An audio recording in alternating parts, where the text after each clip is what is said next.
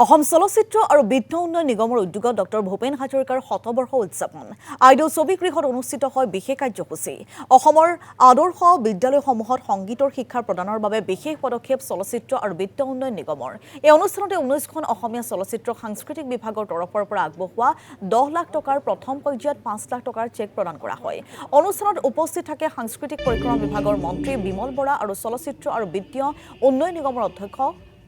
সীমান্ত শেখৰ বিশ্ববিশ্ৰুত শিল্পী সুধাকণ্ঠ ভাৰতৰত্ন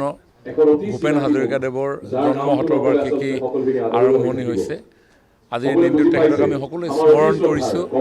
আৰু অসম চলচ্চিত্ৰ বিত্ত উন্নয়ন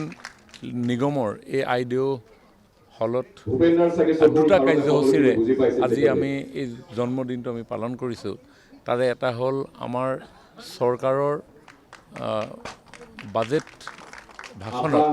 মাননীয় বাজেটত এবাৰ উল্লেখ কৰা হৈছিল যে মিউজিক ফৰ অল আমাৰ যিসমূহ আদৰ্শ বিদ্যালয় আছে সেই বিদ্যালয়সমূহত সংগীতৰ শিক্ষা প্ৰচলন কৰা আৰু তাৰ প্ৰতি লক্ষ্য ৰাখি 57খন আদৰ্শ বিদ্যালয়ত সংগীত শিক্ষা প্ৰচলিত হৈছে আৰু গামাকা বক্স ছিষ্টেমৰ জৰিয়তে লিপিৰ সম্পৰ্ক যাতে সংগীত শিক্ষা আৰু সহজলভ্য হৈ পৰে তাৰ প্ৰতি লক্ষ্য ৰাখিও আজিৰ এই অনুষ্ঠান আমি আয়োজন কৰিলোঁ আৰু লগতে আমাৰ 19খন চলচ্চিত্ৰৰ প্ৰযোজকলৈ আমাৰ যি